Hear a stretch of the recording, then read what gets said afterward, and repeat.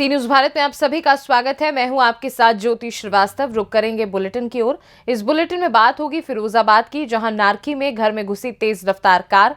साथ ही चर्चा होगी कानपुर की, जहां यूजीसी कैटेगरी 1 के साथ देश के सर्वोच्च शिक्षण संस्थानों में शुमार हुआ CSJMU। और बात होगी सहारनपुर की, जहां ITI परिसर में सीएम सामूहिक विवाह योजना के अंतर्गत 117 जोड़ों का विवाह हुआ संपन्न। इन तमाम खबरों पर होगी विस्तार से चर्चा। फिरोजाबाद में तेज रफ्तार का कहर, घर में घुसी वैगनार कार। घर के दरवाजे पर खड़ी युवती में जोरदार टक्कर लग गई। टक्कर लगने से युवती गंभीर रूप से घायल हो गई। घायल युवती को उपचार के लिए फिरोजाबाद ट्रॉमा सेंटर भेजा है। एक्सीडेंट की खबर सुनकर मौके पर भीड़ एकत्रित हो गई और वैगनार कार को छोड़कर भागा ड्राइवर। वैगनार की स्पीड इतनी तेज थी कि रोड के किनारे बनी नाली को क्रॉस करके घर का गेट तक तोड़ दिया। पूरा मामला थाना नारकी क्षेत्र के सिकंदरपुर कोटला का है। नाम है आपका? वर्षा नाम है। क्या हुआ है आपके?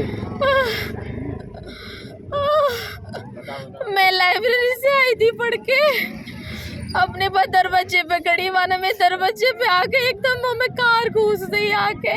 कहाँ लगी आपके? मेरा नीचे को हिस्सा बिल्कुल काम ना कर रहा हो, यहाँ से लेके यहाँ तक पूरा खराब हो गया है।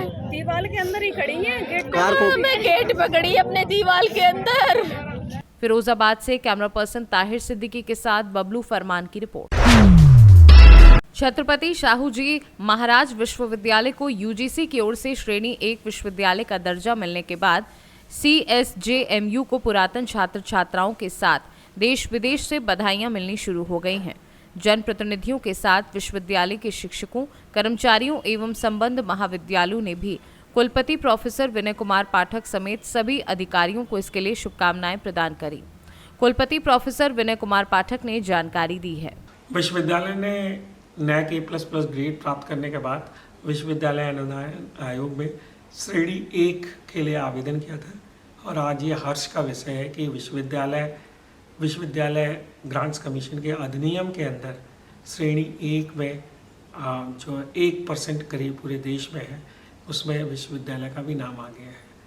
आज मैं भी सभी फैकल्टी मेंबर्स को, स्टूडेंट्स को बहुत बहुत बधाई देना चाहता हूँ। अब विश्वविद्यालय विदेशी स्टूडेंट्स को लेने के लिए, नए प्रोजेक्ट्स खोलने के लिए, अपने नए कोर्सेज बनाने के लिए, क्वालिफिकेशन फ्रेमवर्क NSQF के कोर्सेज खोलने के लिए और ऐसी बहुत सी ग्रांट्स के लिए वो व्यक्ति विश्वविद्यालय जो है वो एलिजिबल हो जाएगा। और मैं विश्वविद्यालय की कामना करता हूँ कि विश्वविद्यालय निरंतर आगे बढ़ता है। कानपुर से सी न्यूज संवाददाता भरत पांडे की रिपोर्ट। उत्तर प्रदेश के मुख्यमंत्री योगी आदित्यनाथ के द्वारा चलाई जा रही मुख्यमंत्री सामूहिक विवाह योजना के अंतर्गत दिल्ली रोड ITI परिसर में कार्यक्रम आयोजित हुआ, जिसमें मुख्य अतिथि के रूप में नगर विधायक राजीव गुंबर, रामपुर मनिहारन विधायक देवेंद्र निम, महानगर अध्यक्ष पुनीत त्यागी पहुंचे। मुख्यमंत्री सामूहिक विवाह योजना के अंतर्गत 117 जोड़ों का विवाह संपन्न हुआ। इस दौरान मुख्य विकास अधिकारी, समाज कल्याण अधिकारी एवं अन्य कर्मचारीगण मौजूद रहे। हमारी सरकार के द्वारा, डबल इंजन की सरकार के द्वारा जो आज सामूहिक विवाह योजना के अंतर्गत लगभग 117 जोड़ों का यहाँ पर विवाह संपन्न हो रहा है और दोनों सबका साथ, सबका विकास और सबका विश्वास के मॉडल पर जो हम लोग काम कर रहे हैं। पंडित दीनदयाल उपाध्याय जी का सपना है, पंडित बाबा साहब भीमराव अम्बेडकर जी का जो सपना है कि जो अंतिम छोर पर बैठा व्यक्ति है जिसके लिए सरकारें बनती हैं और जो योजनाएं गरीब तक ना पहुँच पाए तब तक ऐसी योजना बनती रहें, उसी के लिए हमारी सरकार के द्वारा लगातार 2017 से सामूहिक विवाह योजना के अंतर्गत हमारी बहन बेटियों का हम लोग संपूर्ण विवाह करवा रहे हैं। और मैं ये कहता हूँ ये बहुत ही गर्व का हमारे लिए क्षण होता है कि जो गरीब हमारी बहनें होती हैं, जो गरीब परिवार से यहाँ पर लोग आते हैं, इतने बड़े सिस्टम को जब वो देखते हैं तो उनको लगता है कि सामूहिक विवाह योजना में हमको भी बहुत बड़ा सम्मान मिल रहा है। तो मैं ऐसी सामूहिक विवाह योजना के लिए मैं माननीय योगी जी का दिल की गहराइयों से बहुत बहुत धन्यवाद करता हूँ। और ऐसी ही और अनेक योजनाएं मेरी सरकार के द्वारा संचालित है, मैं उसके लिए भी माननीय योगी जी का और माननीय मोदी जी का धन्यवाद करता हूँ। सरकार द्वारा और क्या वैवाहिक जोड़ों को क्या क्या दिया जा रहा है योजना में लाभ? उसमें जो है उनके जीवन की जो रोज की जो चीजें हैं उसमें पायल है, उनको जो है सूटकेस दिया जा रहा है और जो बर्तन है और जो पूरी लिस्ट है वो आपको उपलब्ध कराई जाएगी। उसमें पूरे का पूरा एक लिस्ट के माध्यम से उन्होंने सभी जोड़ों को वो यहाँ से दिया जाने का काम हुआ जा रहा है। और बाकी जो आप पूछना चाहेंगे, हमारे यहाँ पर जिला के अधिकारी खड़े हैं, ये आपको पूरी विस्तृत जानकारी देंगे। सहारनपुर से सी न्यूज संवाददाता सुरेंद्र सिंह की रिपोर्ट। कृषि उपज मंडी शुजालपुर में विगत दिनों हम्माल और व्यापारियों के बीच सहमति नहीं बनने से नीलामी कार्य बंद हुआ था। इसी प्रकार सोमवार को अचानक कृषि उपज मंडी शुजालपुर में नीलामी कार्य बंद होने से किसान परेशान नजर आए।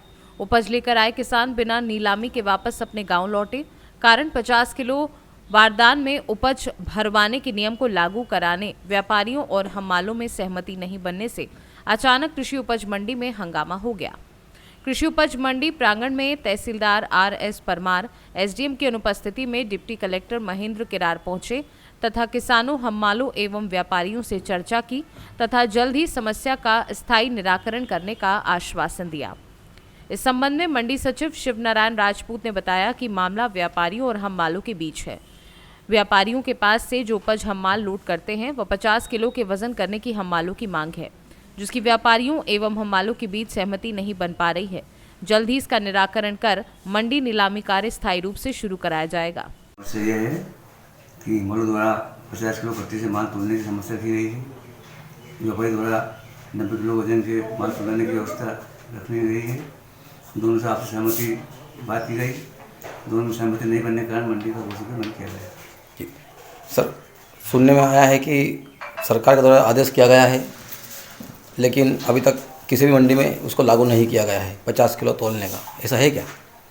वो जो लेटर है वो सन 2018 का है जी, वो आज MP का है। मतलब वो अभी किसी भी मंडी में अभी एक नियम लागू नहीं हुआ है। वो व्यापारी का कहना है कि अगर दूसरी मंडी में नियम लागू होते हैं तो हम नियम लागू करने के लिए तैयार हैं। कब तक मंडी चालू होगी? आज किसानों को बहुत समस्याओं का सामना करना पड़ा। बहुत सारे किसान आए थे, वापस अपनी ट्रालियाँ लेकर के गए हैं। अभी हम्मालों और व्यापारी को सहमति बनती है तो बहुत जल्दी मंडी चालू हो जाएगी, कि हमारा प्रयास है चालू करने का। शाजापुर से सी न्यूज संवाददाता रमेश राजपूत की रिपोर्ट। सर्किल ऑफिस सीहोर में लाइनमैन दिवस मनाया गया। सभी DC के लाइन को पुष्पमाला पहनाकर स्वागत किया गया एवं पेचकस, प्लस एवं टेस्टर आदि सेफ्टी के लिए जरूरतमंद चीजों को भेंट किया गया। वहीं उप प्रबंधक हेमंत मोतियानी से जब सी न्यूज भारत के संवाददाता ने बातचीत की कि दुर्घटना कोई हो जाती है तो इन लाइनमैनों के लिए विद्युत विभाग की ओर से क्या मदद मिलती है, क्या कहा, इस पूरे मामले को लेकर उप प्रबंधक ने, आइए आपको सुनवाते हैं। सर, क्या नाम है, क्या पद है आपका? मेरा नाम हेमंत मोतियानी है। मैं उप महाप्रबंधक SDM के पद पर कार्यरत हूँ यहाँ पे। सर, यहाँ पे जो इतने सारे लोग इकट्ठे हुए हैं, इसका क्या कारण है? जैसा कि सबको विदित है कि आज 4 मार्च लाइनमैन दिवस के रूप में मनाया जा रहा है।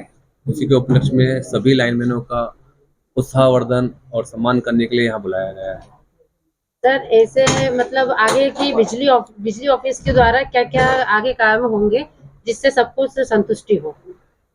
आज का जो प्रोग्राम है वो मेनली लाइनमैन के उत्साहवर्धन के लिए किया जाएगा, क्योंकि लाइनमैन जो है वो दिन रात हमारे लिए कार्य करता रहता है। चाहे बिजली, बारिश हो, धूप हो, गर्मी हो, सर्दी हो, वो हमेशा से ही कार्यरत रहते हैं, चाहे रात के 12 बजे हो या सुबह के 6 बजे हो, जिसके कारण अपने पूरे जिले को, पूरे शहर को बिजली मिलती रहे सुचारू रूप से।